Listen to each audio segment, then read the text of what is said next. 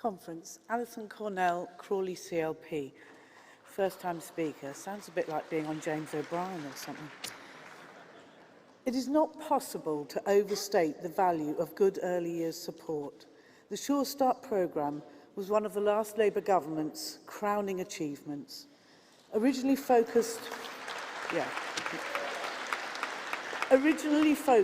on more deprived areas, it was soon rolled out as a fairly universal offer because it was of universal value.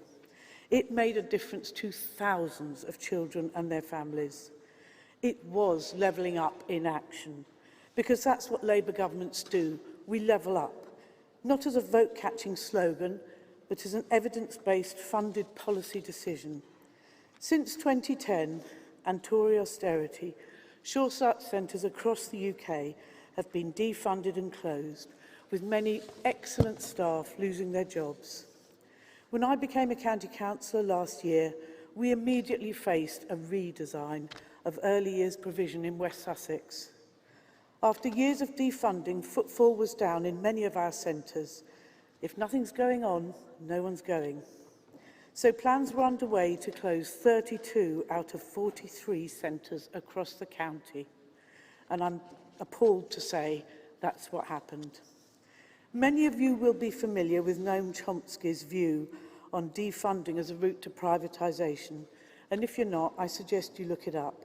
Because up and down this country, children's early years provisions are being redesigned into hubs, a model that is in common use by American healthcare giants. Now, call me cynical, but I think there's a very good reason for that. In June 21, the London School of Economics research report, Big Change Starts Small, was launched by the then Duke and Duchess of Cambridge.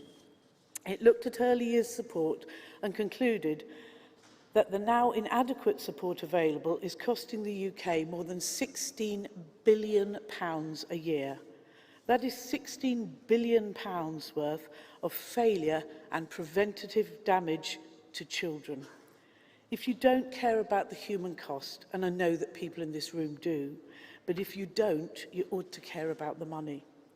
The unravelling of Sure Start is already costing us all dear.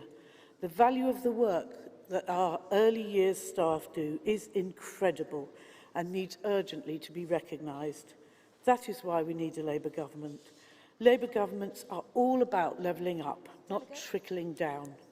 Conference, support Composite 16, then go home and do all that you can to ensure that Keir Starmer becomes the next Prime Minister of this country, because that's what we need.